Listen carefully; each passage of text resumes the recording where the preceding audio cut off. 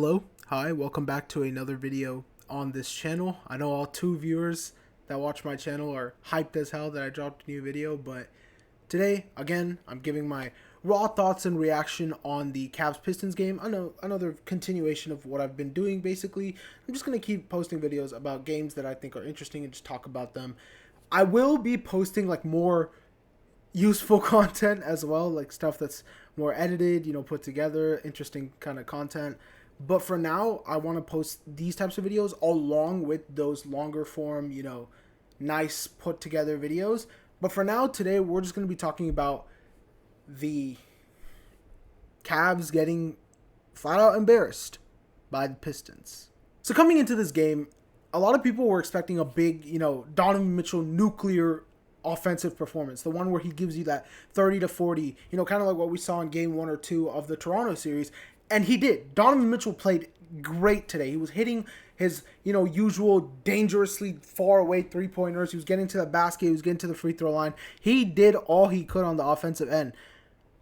But man, playoff Harden was a big reason why the Cleveland Cavs lost today to the Pistons.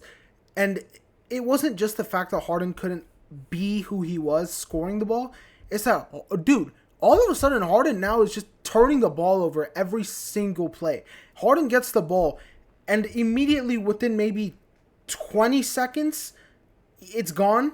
Like, the ball just... You can't let the ball get near Harden this series and the last series, because it just, like, teams are figuring out that in the playoffs, especially Harden as he's gotten older, he just can't deal with on-ball pressure. Just keep pressuring him with some good defenders, sizable defenders like Scotty Barnes, RJ Barrett, you can throw CMB at him, and now the Pistons, they're throwing Duncan, they're throwing Tobias, they're throwing Asar, they're throwing all these big, lengthy defenders, at Harden. Harden's struggling to get past them, let alone get the ball on the floor. And because of that, the offense of the Cleveland Cavaliers sucks, because Harden at this age doesn't really have that same blow-by that he did in Houston, but I feel like now that trade looks really, really bad, because Darius Garland did have that blow-by. Darius Garland was faster. He was more, athletic. He was better as a shooter than what we're seeing right now from Harden. And I feel like if we had Darius Garland, this series looks a lot different. If anything, we could be up 2-0 instead of the Pistons. But credit to the Pistons. They played a great game. I'll get on the Pistons later. But another big point, aside from Honey Bun Harden being just straight dog shit this game, was Evan Mobley. My God, Evan Mobley was flat out terrible today. This has been a reoccurring thing with Evan Mobley that I've been noticing is, why the hell is he bringing the ball up the court? Why is Evan Mobley dribbling the ball around the perimeter? Why is Evan Mobley, dribbling into his shots? What is Kenny Atkinson doing? I don't understand what Kenny Atkinson's plan with that was. The idea of using Evan Mobley kind of like a Domantas Sabonis type figure, I guess, but that's not who Evan Mobley is. Evan Mobley is not we're not going to get the Evan Mobley offensive leap. I think that's what a lot of people in Cleveland need to understand. The front office, the coaching, this is Evan Mobley. Until he shows us otherwise, this is Evan Mobley. He can be a good defender at times, but he's low-key really, really soft, and he's not that good offensively. He can stretch the floor a bit from time to time, but it's going to be hard for him to get to his spots. It's going to be hard for him to, get inside the paint and really score, especially against a team that's already tough as it is with the Pistons that play a very physical brand of basketball that like to go at the softer players. And Mobley himself is very, very soft. And so he just got flat out exposed today. He had, one rebound today? 6-11, 35 minutes, one rebound. He just looked bad. Started the game out trying to dribble the ball. Turned it over so many times. Just not a good game from Evan Mobley. And this is like a reoccurring trend in the playoffs. I know he had a couple good games against Toronto, but for the large part of that series, if you were watching these games, his stat line may say one thing, but his actual impact on the court looks a lot different. The guy doesn't look like he's actually trying. He doesn't look like he's bringing that defensive presence that Evan Mobley is known for. He's a former defensive player of the year, and he's clearly not playing like it. So Evan Mobley is a big question mark for the Cleveland Cavaliers going forward. And me personally, dude, we could have had Giannis for what we saw today. One rebound, we could have traded that boy for Giannis.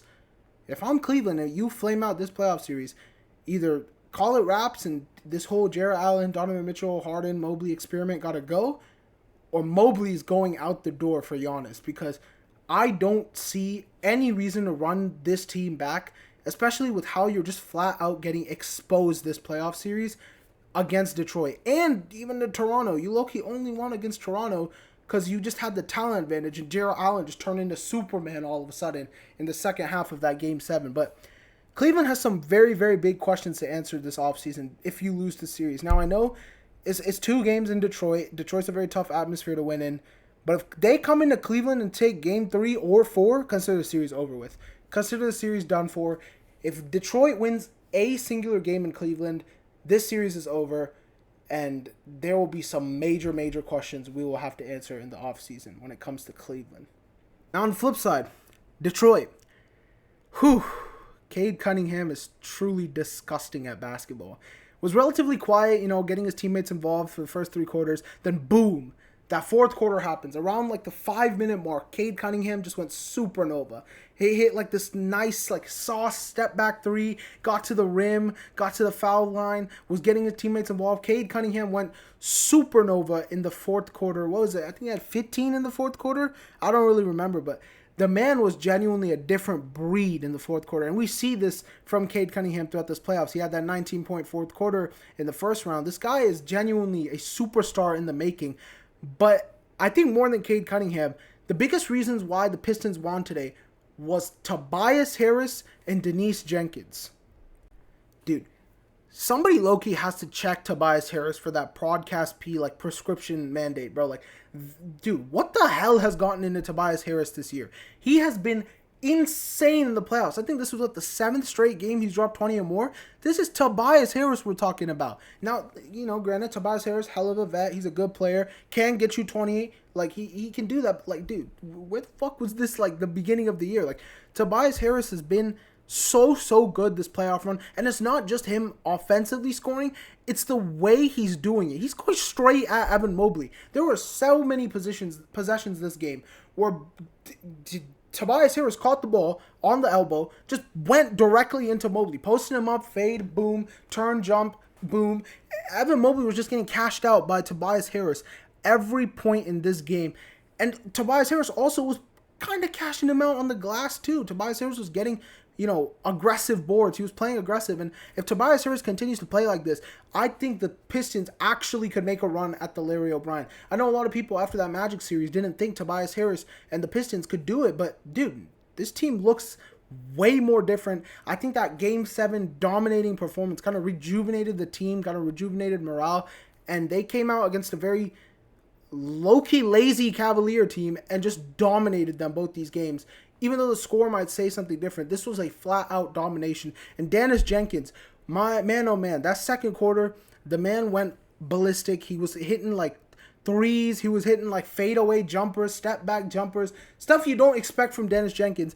But that is kind of what you expect when Harden is guarding you. They were taking advantage of that Harden mismatch both ends of the floor. Harden just genuinely this game was the biggest reason why Cleveland lost. More than Detroit winning this game, Cleveland had the chance to win. We went up 1, we had the lead, and then Harden came in and it all just ruined the Cavs' flow of offense. Harden turns the ball over. He tries to do some extra stuff on the offensive end, turns the ball over. And a lot of that is not just because Harden's inconsistencies and playoff struggles, but Dennis Jenkins was putting pressure on him. Asar, what a great player Asar is. Just the ability to rebound, the ability to play defense, the ability to put pressure on Harden. Asar, Karis LeVert even was putting some pressure on Harden. Cade, all these players were just taking advantage of the Harden mismatch.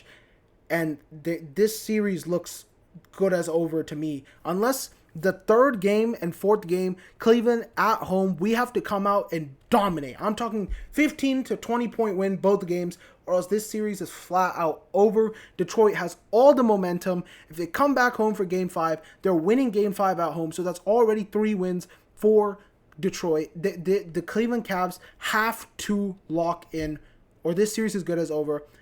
And I'm recording this at halftime between the Thunder and Lakers. But low-key, the Lakers are low-key kind of cooking right now. So I'm going to get back to that. But thank you guys so much for watching. And Cleveland, y'all got to lock in, bro.